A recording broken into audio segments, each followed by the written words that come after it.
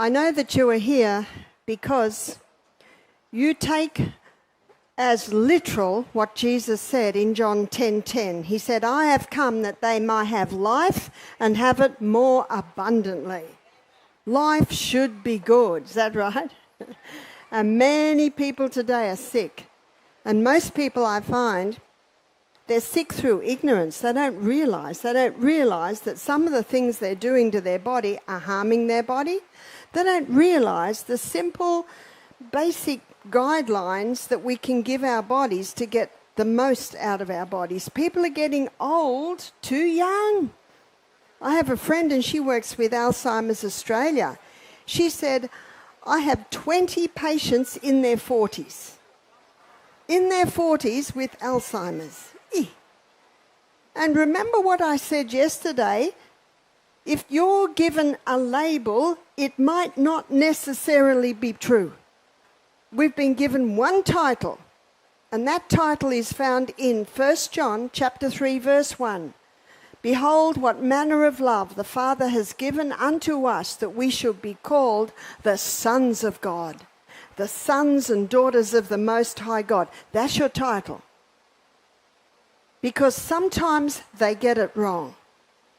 And sometimes, and Dr. Mark has been talking about this, people are given a title, then they go, righto, this is my title, and all our cells are obedient to our mind. When we make a decision there, our cells follow. I had a lady said to me, I can't sleep, I can't sleep, I can't sleep. I said, don't say that anymore. I said, because when you say that, you know what all the cells in the body say? Looks like we can't sleep. It's called cognitive behavioural therapy. Just changing the way we think, because the way we think affects our body. And I'm going to be talking about that in a little bit more detail this afternoon. And I thank Dr. Mark. Wow, his meetings are great, aren't they?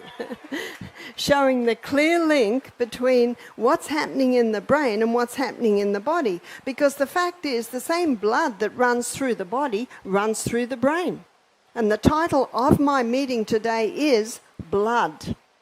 That's what we're going to look at, is blood. Because Leviticus 17:11 says the life of the flesh is in the blood. So please let me begin with a word of prayer to ask the greatest teacher that has ever walked the planet to teach us today. Father, thank you so much. Thank you so much for your goodness, your mercy, this body, and the information on how to get the most out of it. Thank you, Father. Teach us, we pray in Jesus' name. Amen. Some people say, Barbara, how do you keep up the pace? There's a formula. And if you abide by the formula, you will have pure blood. You will have clean blood. You will have blood that does what God designed for it to do. In Australia, we have a lot of sheep. And you probably know that on the edges of Australia are the more green, lush areas, but right in the middle of Australia, it's all desert. And where our health retreat is northern New South Wales, that's about halfway up the eastern coast of Australia.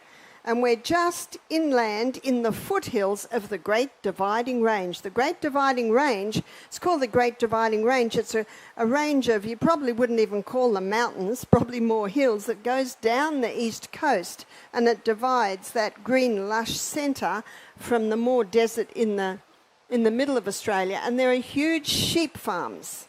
In fact, some sheep farms have millions of acres and millions of sheep. And there's a problem that sometimes happens with sheep. And where their droppings come out is just under the tail.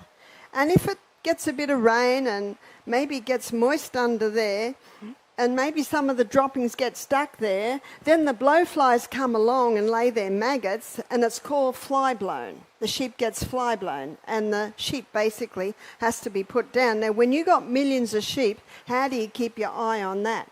So what they do is when the sheep is only probably within the first few weeks of being born, they put a little rubber ring right at the base of the tail. And in about, I can't tell you exactly, maybe a week, the tail falls off because the tail dies. Why does it die? that stopped the blood. And any part of our body where blood is stopped, it's actually not going to function for long. So why does the Bible say the life of the flesh is in the blood? One writer, he called the blood the river of life. I believe the best medical book we have is the Bible.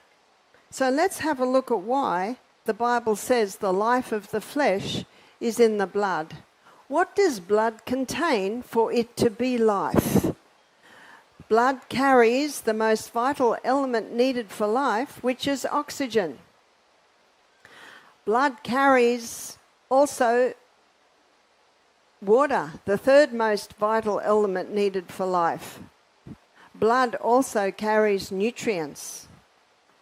And nutrients certainly go into some of the vitals, but let's define the 4 vitals. Whether you're a plant, whether you're an ant, whether you're an elephant, whether you're a human, the 4 vital elements needed for life, the 4 vitals.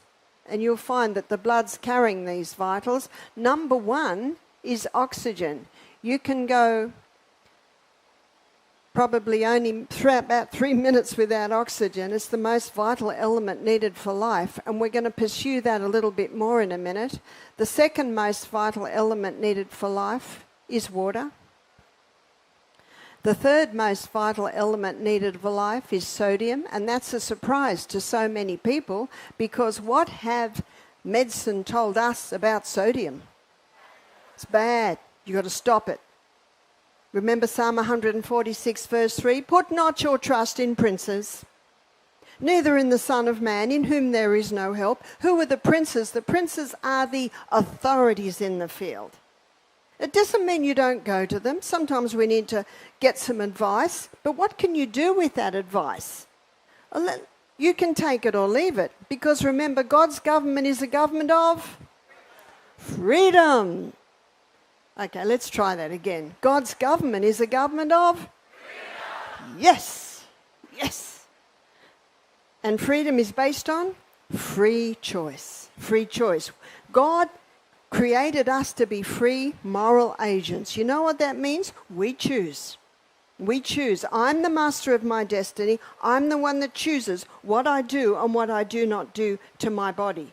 But many seek through ignorance, agreeing to take into their body things that are actually harming their body because they don't realize it. That's why knowledge is power. And many people make decisions out of this, fear. But what did God say in 2 Timothy 1 verse 7? He says, I've not given you the spirit of fear, but of power. And what is knowledge? Power. Love and a sound mind. And this afternoon, I'm going to go directly to the sound mind. I want to show you what this sound mind is and how we can ensure that it remains sound, because our decisions determine our destiny. So 4 vitals, there's one more. What's the 4th? The 4th is potassium. And that little wheatgrass shot, now it's not pleasant, okay? We don't take it for pleasure. I'm just warning you. But it's powerful, and it is very high in potassium. Potassium is one of the main nutrients that the blood carries. Sodium is another nutrient that the blood carries. I don't know if you've ever tasted blood, but it's salty. And Dr. Jacques de Langry, he's a French doctor who wrote a whole book on salts called Sea Salt's Hidden Power. He calls our internal fluids, yes, our lymph, yes, all the fluid, even our synovial fluid around our joints, our blood. He calls it our internal ocean. Why does he call it that? Because it's the exact same mineral balance and proportion as is found in seawater. And Dr. Robert Thompson, who wrote the book The Calcium Lie, he believes the clearest indicator of a creator God is seawater, because seawater has the exact same mineral balance and proportion as is found in blood, as is found in body tissues. And by the way, the Navy, in the war, if one of their men needed a transfusion, they would transfuse with seawater.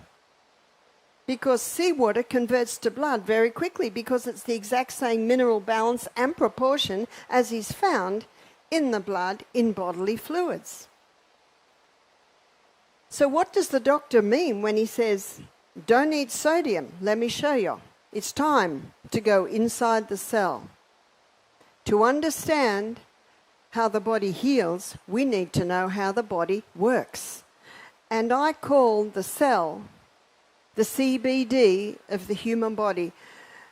The central business district of the human body is the inside workings of the cell. Now, the blood is the carrier of the oxygen, the water, the nutrients into the cell, and also another very important point, whenever you've got any type of machinery, and we are living machinery, and especially that inside working of the cell, it's almost like a little city in there. One part of the blood is to take away waste because there are byproducts. So let me explain salt. Seawater. Seawater contains 92 minerals. Of those 92 minerals, 30% is sodium and 50% is chloride. And so this makes up the first crystals formed. So what man does is he scoops those crystals up, bleaches it, put aluminium with it. There's table salt. Table salt has 2 minerals. And in Matthew chapter 5, verse 13, the Bible talks about salt. It says, if ye are the salt of the earth, if the salt has lost its savour. It's old English. How does the salt lose its savour? I'd like to suggest that this table salt has lost its savour. It's actually lost its other 90 minerals. And what does the Bible say? It says, ye are the salt of the earth. If the salt has lost its savour, it is henceforth good for nothing but to be cast out and trodden under foot of men. Whoa. I'd like to suggest that the Bible is actually talking about this table salt. Yes, it is a problem. Let me give you an illustration. If you have salt and you want to make it to seawater, it's a teaspoon of the salt to a cup of water. Let's say you make up a fish tank full of seawater with this table salt, and you get fish from the sea and put it in there, they all die. Many people are taking this salt, and because it's such a harsh salt, it kills the taste buds. Have you noticed that you might have someone for lunch who's used to having this table salt, and before they taste the food, they put it over everything? Well, no wonder. These 2 minerals are so harsh, they're killing the taste buds. Now, in this membrane around the cell, there are sodium-potassium pumps. You see, the highest concentration of mineral inside the cell is potassium. The highest concentration outside the cell is sodium. And these sodium-potassium pumps, they're constantly working like that to maintain the balance. Our body runs according to precision balance. In my next lecture after the break this morning, we're going to be defining balance. But this is another, and you can't look at the human body for long before you start to address balance. So these sodium-potassium pumps enable the body to maintain that balance of higher sodium outside, higher potassium inside. But if someone's not eating any fresh fruit and vegetables, and that's where we get a lot of our sodium, and they're putting table salt on everything, what's starting to happen? Potassium levels are dropping, sodium levels are rising, and osmosis and diffusion happens when the highest concentration merges into the lowest. So sodium levels in the cell start to rise. That causes the cell to swell. What's that called? High blood pressure? The doctor's right. Table salt will cause the blood pressure to rise. But it doesn't mean we throw the salt out. What's a baked potato without salt, I ask you? And you wouldn't even eat lentils if they didn't have some salt in them. Our palate tells us we need salt. But we need the balanced salt. And so the salts that you can buy today, and I'm pleasantly surprised how many 82 minerals, how many countries today have salts, natural salts. And the salt that we use predominantly is Celtic salt. And Celtic salt comes from the Celtic Sea. In fact, France has acknowledged the value of this salt. So they have declared 4 million acres heritage site. And it is there that the Celtic salt, a hand-harvested sea salt, harvested in the old Celtic tradition.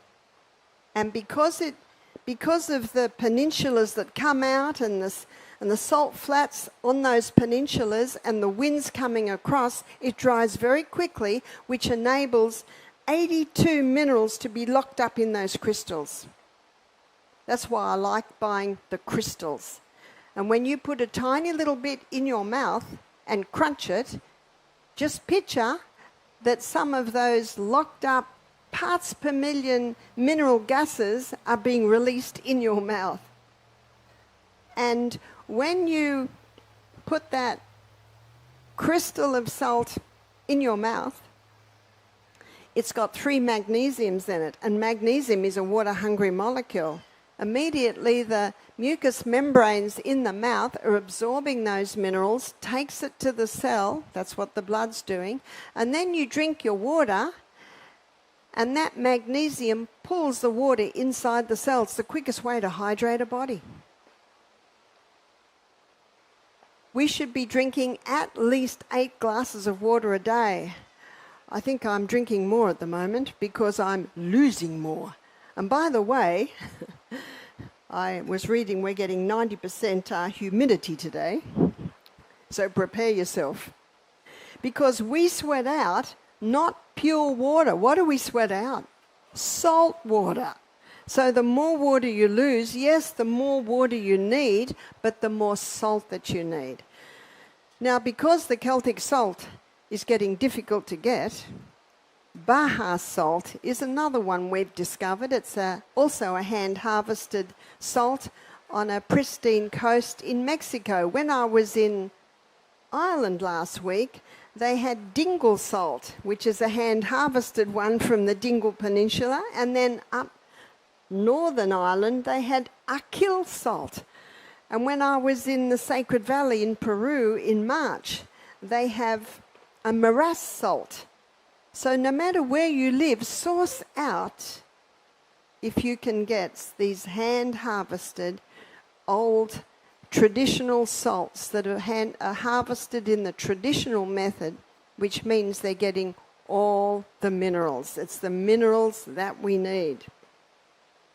And so that explains why often people are told, especially if they've had a stroke or if they've got high blood pressure, don't eat salt. One little old lady, she was so scared to tell her doctor that she'd started to eat salt. She said, "Oh, I'm just taking a mineral supplement." That's true. It is a mineral supplement. And minerals literally glue us together. And unfortunately, many people are mineral deficient today because they're eating food that's grown in soil that's been used again and again and again. As a gardener, if I have a crop in the soil, so I've got tomatoes in my ground, and then it's the end of summer, and I'm harvesting the last of them, but I want to start putting some winter vegetables in, I put compost in. And yesterday we looked at the value of compost and how the microorganisms that were in the plant break down the compost, and now you put that compost in your soil and then the soil breaks down the minerals and makes them available for the roots of the plant. That's why organically grown fruits and vegetables have a far higher mineral content. For instance, one organic tomato will give 9 times the iron than a conventionally grown tomato. It's because of the microorganisms in the soil, and it's also because an organic farmer feeds the soil. It's all about the soil.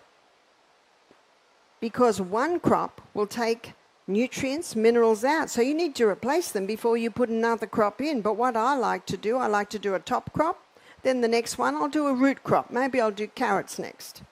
And so you alternate it, because different crops take out different minerals in the soil.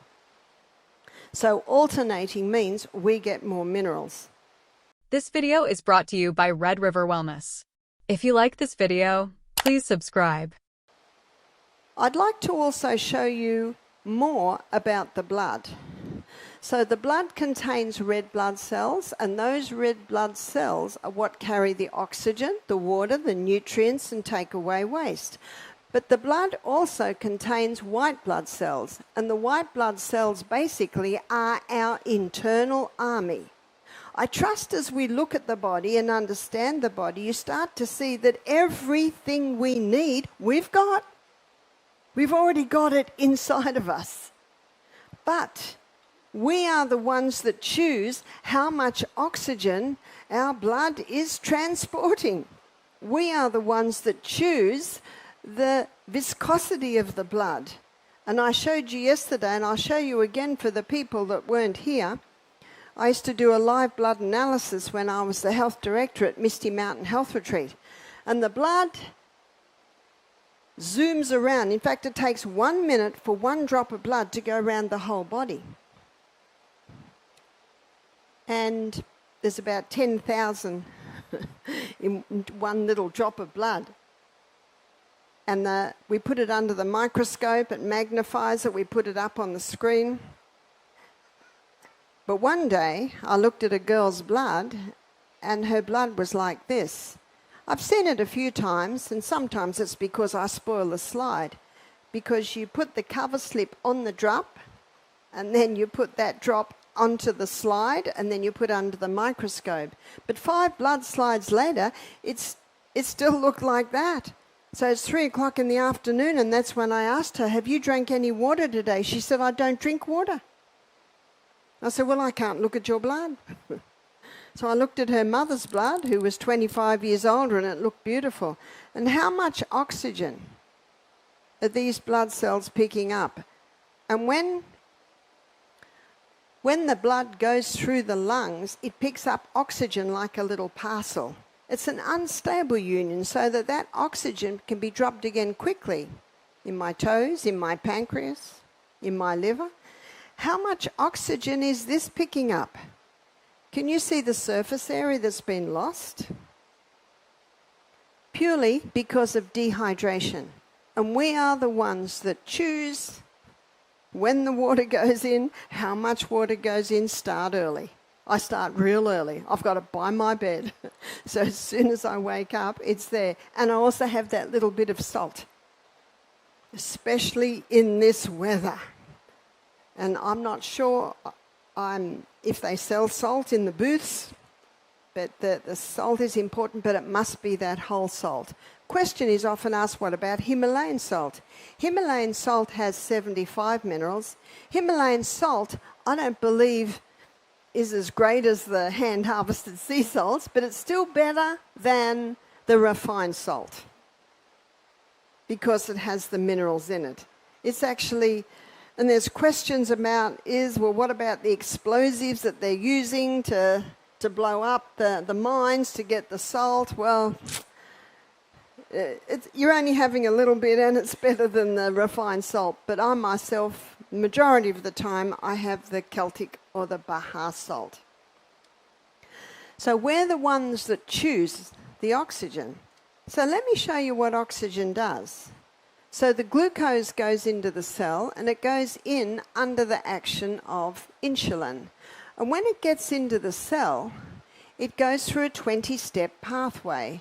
Now, for the technical amongst us, they will know this as the glycolytic pathway. And the glycolytic pathway does not use oxygen. The glycolytic pathway uses the process of fermentation to produce energy, and it gives us 2 units of energy. The end result of the 20-step pathway is a chemical form of glucose called pyruvate.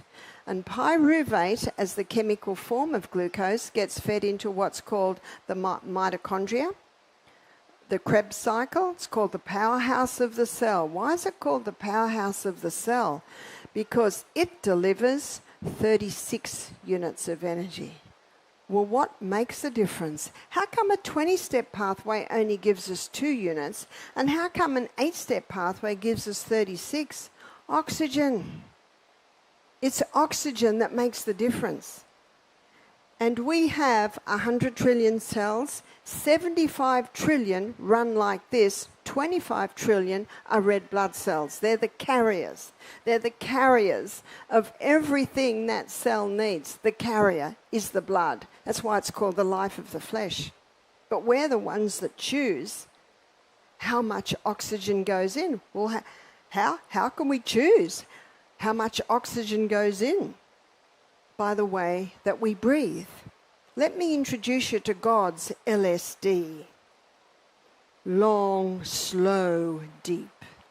We should be breathing from our abdominal muscles.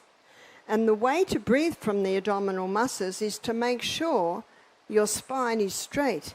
Do you know, an interesting sentence from the book Counsels on Diet and Food, a comment on Daniel. Remember Daniel, who purposed in his heart not to defile himself? The author says, the erect form, the firm elastic step, the fair countenance, the undimmed senses, the untainted breath, all so many certificates of good habits, insignia of the nobility with which nature honours those who are obedient to her laws. But notice the first one was the erect form. Do you remember the title I showed you when we first started? Behold, what manner of love the Father has given unto us, that we should be called the sons of God. Do you know what that means? We're princesses and princes of the Most High God. It's time to stand erect. So to encourage our bodies, I see people sitting up a bit straighter now. So to encourage our bodies to have an erect form, you know what we've got to work on? Core muscles. Have you done your push-ups today? Sorry, I didn't hear. If you can't do push-ups, you can do ladies' push-ups, ladies. And if you can't do ladies' push-ups, you can do push-ups on the wall or on the bench or the back of the lounge. But it's time to strengthen the core, because all your core muscles are connected to your spine. So one of the best ways to ensure an erect form is to have strong core muscles. And muscle knows no age. Did everyone get that? Whether you're 9 or 90, you can have strong muscles.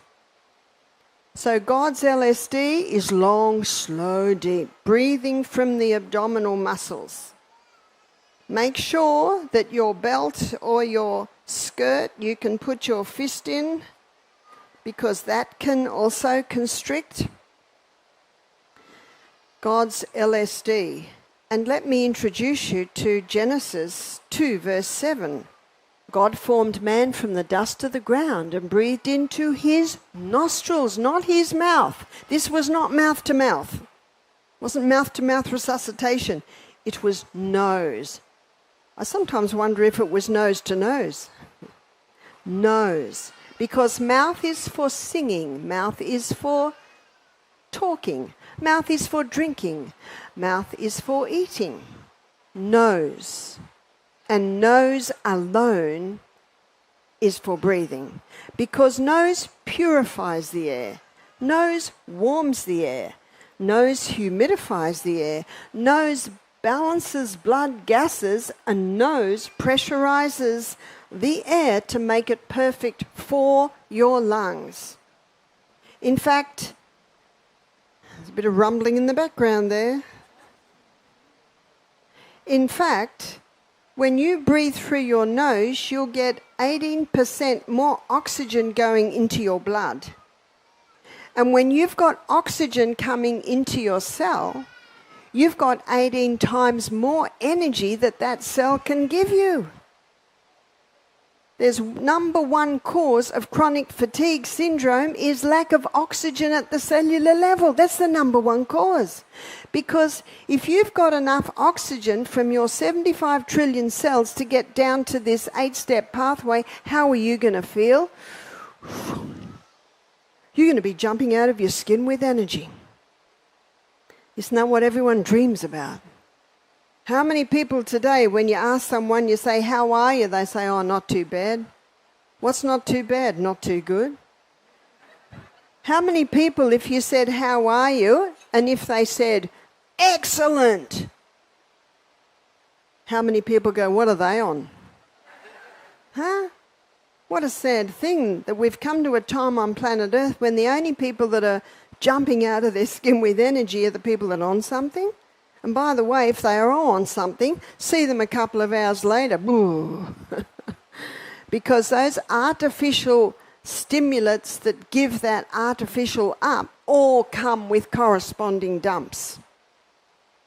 One of the ways I have energy is I make sure that I'm in bed early. Try not to be much later than 9:30. Another thing that gives me energy is at 6 o'clock in the morning, I'm exercising. I'm running up and down these roads, and I've found the most amazing pools. I think it's called the baptismal pool. And then I dive in there. Yesterday afternoon when I was dripping here on the stove, I was dreaming about that pool. That quick cold has a powerful effect on the body. A very powerful effect. The cold plunges are becoming so popular that people are even buying freezers today, little box freezers, sealing them, filling them with ice so they can dunk in them. Isn't it cold? Well, 2 weeks ago, I was running up and down the hills in Ireland and diving into the Irish Sea. That's cold. But that quick cold has such a dramatic effect on the body, an effect to certainly wake up the cells. So oxygen, I want to go back to something that I just described that nose does. Remember, it purifies the air, mouth does not do that. It humidifies the air, mouth doesn't do that very successful. It warms the air, mouth doesn't do that very successfully.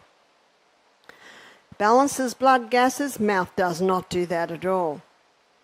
So what are the blood gases? What are the blood gases that the nose is balancing? Yes, one is oxygen. But there's a way that we can increase the oxygen getting into the blood, and there is a way that we can increase the oxygen getting into the cell. And when you see how much more energy you get when that oxygen gets in, I'm sure you want to know. Because the second blood gas, and this might surprise you, is carbon dioxide. Carbon dioxide is the gaseous waste that's given off when glucose and oxygen are burnt together as fuel. Then carbon dioxide is the gaseous waste. So let me first start with the lungs, where the air's coming in. And that's the trachea, it's split, and then it comes to all these little bronchioles. On the end of the bronchioles, there's a little bunch of grapes. Looks like a bunch of grapes. And that's where the gaseous exchange takes place. One writer said 300 million, another writer said 500 million alveoli, and with every cigarette smoked, one alveoli is destroyed. So we've got a lot. And let me magnify that for you. Here are the alveoli. And over the alveoli is a blood capillary network. And when we breathe in, long, slow, deep, all of those little alveoli fill up with air. And then there's a gaseous exchange.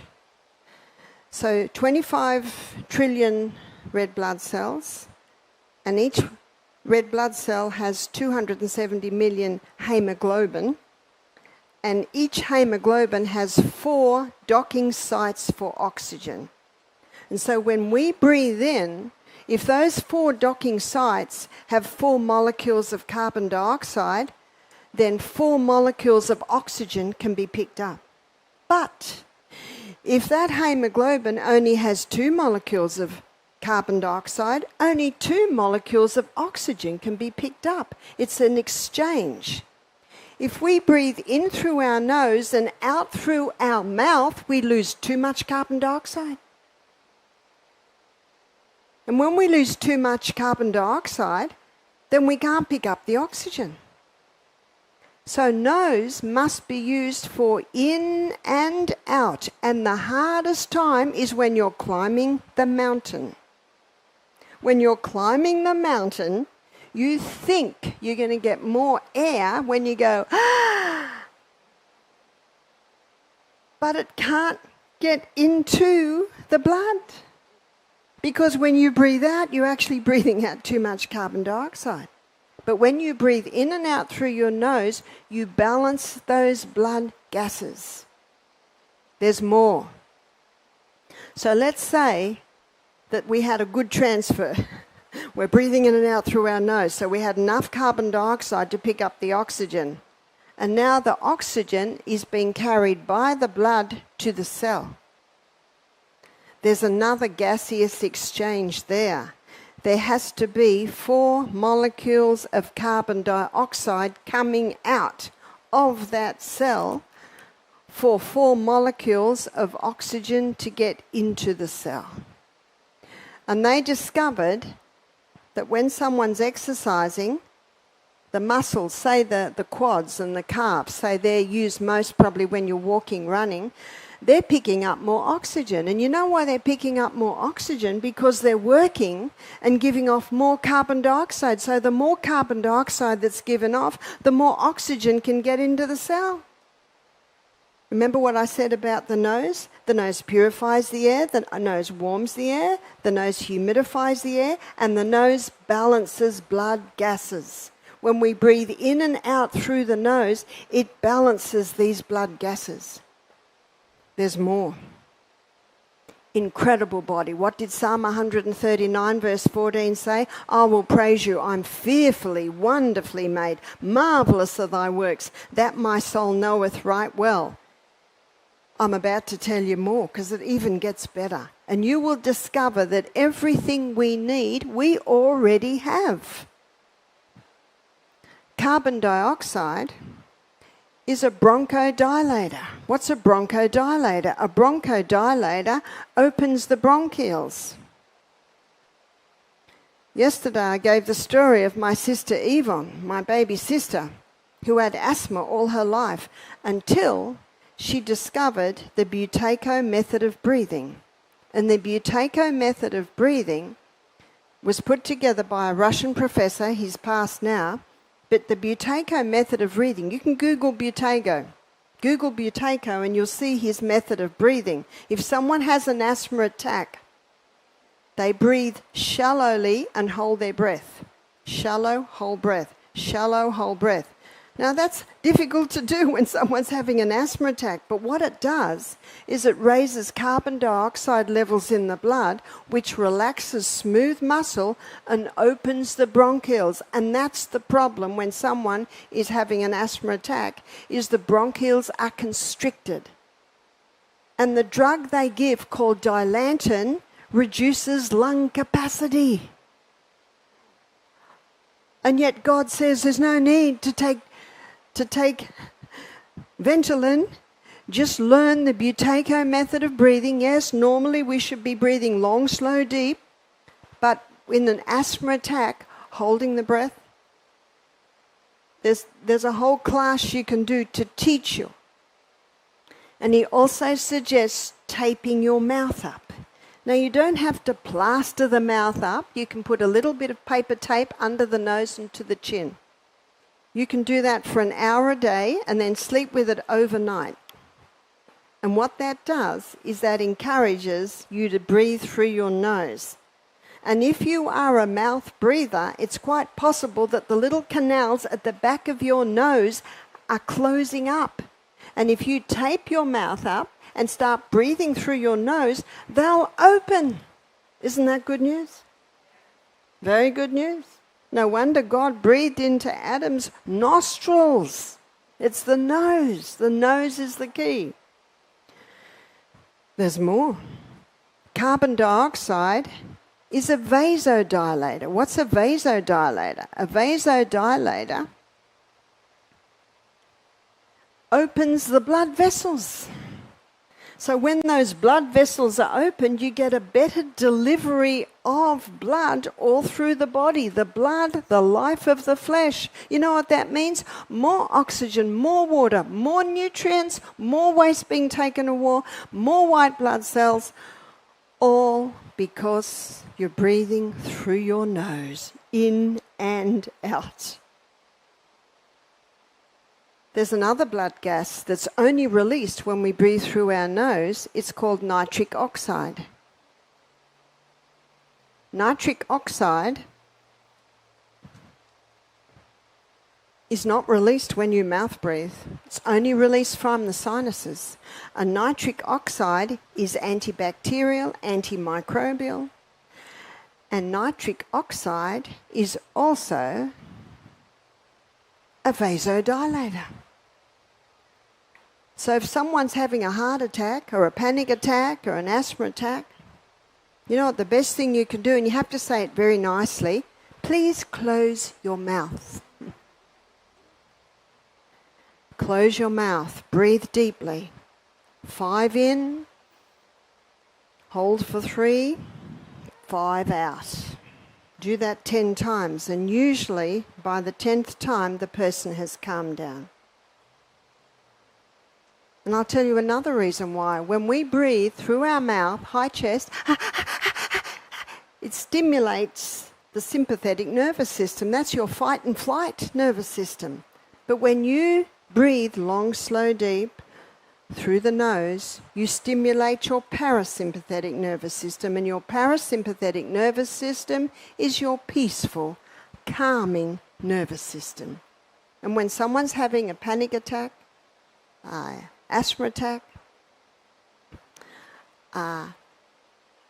they are panicking. They are panicking because it's a scary thing when you can't get breath. And because I'm the health teacher, if there's a function and someone has an event like this, they call me, Barbara, Sister Barbara, quickly. And I've come across a few. And the first thing I do is I touch them. Do you know, there's no social distancing with me. Touch is so important. I touch them. I touch them firmly but gently, and they look at me and I smile and I say, just close your mouth. Take some deep breaths, and I show them how to do it. And there's usually a few people around. I said, get some salt, get some water. Can I put some salt in your mouth?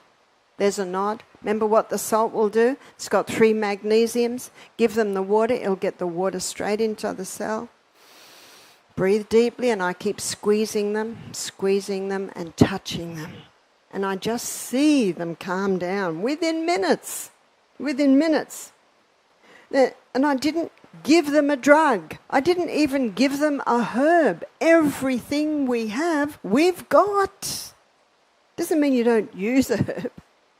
And when she'd finished, this was an asthma attack, within a few minutes she'd calmed right down. And you always smile, even if you're terrified, okay? Always smile. If it's a heart attack, then you can put the cayenne pepper in the mouth. I did this once. They said, Lane's having a heart attack, and she was half conscious, so you can't do much breath work then. So I just said, quick cayenne pepper, got the cayenne pepper, I don't know how much, because it's all quick, half a teaspoon. Put it in her mouth, gave her a bit of water. See, the guy holding a pulse, he said the pulse is almost gone. She was white. She's about 82. 2 minutes, and the guy holding the pulse said the pulse is strong. And the lady, all the blood came to her face, and she said, "What happened?" They said to her later, "Was that hot in your mouth?" She said, "What?" She didn't even, she drank it down. What did the cayenne pepper do? It immediately, as soon as it's in the mouth, the blood vessels are taking it up, and it is a vasodilator. It opened the blood vessels. It thinned the blood. Powerful. I've heard about cayenne pepper pulling people out of a heart attack, and I saw it. And there were about 17, 18 people there. It was a cooking class. And they were all going, "Whoa." I said, "No, it's not me, it's the cayenne pepper." We sold out of cayenne pepper that program. Yes, my little handbag, it's just over there. Yeah, I got cayenne pepper in it. I got cayenne pepper in it, and I got salt. I've got salt. How easy is that? So simple. We live in an incredible body with an inbuilt ability to heal us when we give it the right conditions. And who would think that just breathing in and out through the nose, long, slow and deep, could have such an effect on the body? So it is in that way that we choose how much oxygen our blood is able to carry. Water, again, we're the ones that choose. But as I showed you, that little bit of salt on the tongue causes the water to go inside the cell. This is called intracellular. That's extracellular. My husband does everything fast, and he's a mighty conqueror. He conquers everything. Drives very fast. I don't mind because I like fast. And I said to him one day, "Have you drank your water?" Grab the water, 16 ounces down. I said, it's best if you do it little by little. Well, he didn't like that. He just wants to conquer water and move on. But when you drink like that, soon you're going to have to find somewhere to let that much out, which is an indication that it actually didn't even get inside the cell. Well, I've trained him. He's got a big glass on his table, and he drinks it in about 3 times in a row. And he actually likes it better because he doesn't have to keep running out. So some people have said, I don't drink water because I'm all the time running to the bathroom. I said, if you take that salt before you start each glass, what's that, 8 times a day? And if you take it half a glass at a time. This is what I do in the morning. I wake up in the morning, I have the salt, have half a glass of water, go to the bathroom, have another half glass of water, pray, have another bit of salt, another half glass of water, get dressed, have another half a glass of water. Can you see what you do? You just stretch it out, just little by little. And ideally, you stop half an hour before the meal. If you're thirsty with the meal, it's an indication that you sat to the meal dehydrated.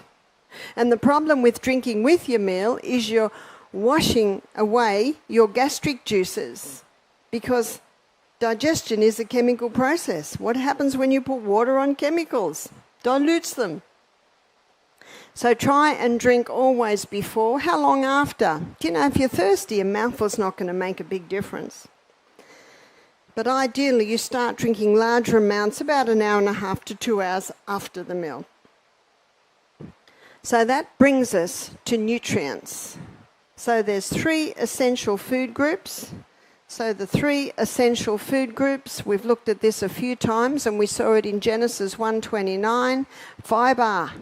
We've also talked about how the more fibre you eat, the more variety of fibre you eat, the more microorganisms you're feeding in your gut. Because a red grape will feed one type of microorganism. A green grape will feed another type of microorganism. And we've got a huge range of fruits and vegetables. And ideally, you eat organic as much as possible. And ideally, you eat fruit in its season. I was talking to my daughter yesterday. I'm going to be with her in a week and a half in Wisconsin, near Minneapolis. She said, "I've got some good news, Mum. I've got yellow cherries and red cherries." I said, "I'm coming." I love cherries. But they feed a different type of microorganism. And if you have lentils and they give you bloating and wind, it's usually an indication that you don't have that microorganism for the lentil. Well, it is also important to soak. It's also important to rinse them well. Do you know, you rinse that water away because that's dirty water. So I usually rinse it very well halfway through cooking. I don't rinse it at the end of cooking, or you might lose half your lentils. It's a bit of common sense there. And if still you get bloating, and that's what happened with my husband. When I married him 27 years ago, he could have red lentils, not the brown. He could have kidney beans, but not chickpeas. So what I did was I just gave him a teaspoon at a meal.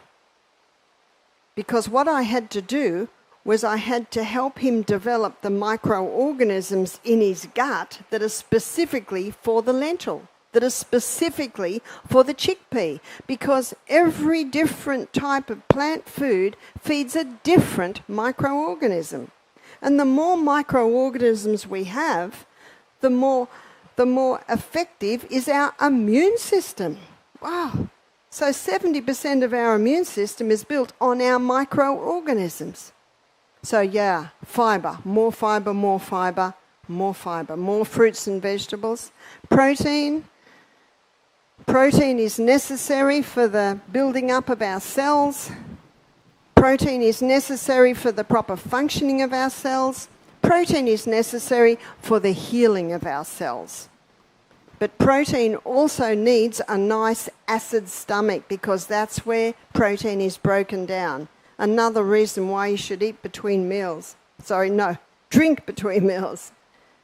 And the protein that I get is mostly from legumes and nuts and seeds. And fats, good fats.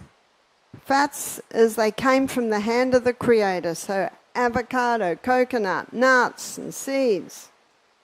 And the two fats or oils that have been used for centuries, and they were used in